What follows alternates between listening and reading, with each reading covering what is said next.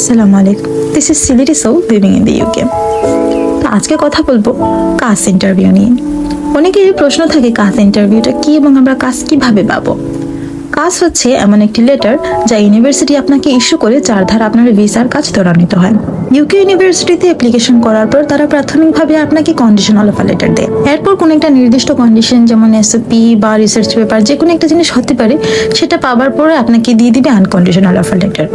এরপরেই দিবে কাস্ট ইন্টারভিউয়ের তারিখ। তো ইন্টারভিউটাকে অ্যাকচুয়ালি বলা হয় প্রি কাস্ট ইন্টারভিউ। ইন্টারভিউটা যখন আপনি পাস করে ফেলেন তখন আপনাকে ওই কাস্ট লেটারটা ইস্যু করে।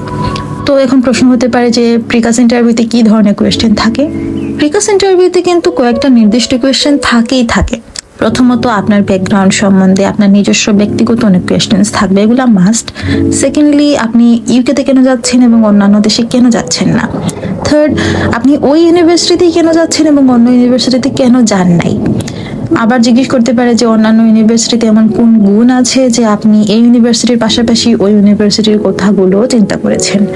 যেখানে যাচ্ছেন, যে ইউনিভার্সিটিতে বা যে সিটিতে, সেই সিটির বিষয়ে অনেক কোয়েশ্চেন করবে, যেমন এই সিটিতে কি কি বৈশিষ্ট্য আছে বা ওই ইউনিভার্সিটিতে কি কি ফ্যাসিলিটিস আছে, এগুলো মাস্ট কোয়েশ্চেন করেই।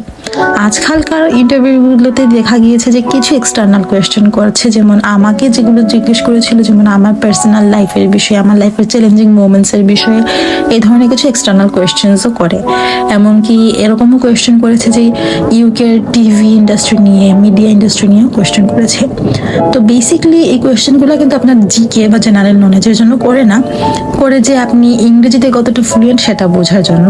কিন্তু ইউনিভার্সিটি এবং ইউকে এবং আপনার বিষয়ে যে কোয়েশ্চেনগুলো করে সেগুলো স্পেসিফিক আনসার দিতেই হয়। তো একটা টিপস থাকবে যে খুব বেশি মুখস্থ করে উত্তর দিতে যাবেন না, না হলে সেটা সরাসরি আপনাকে রিজেক্ট করে দিবে।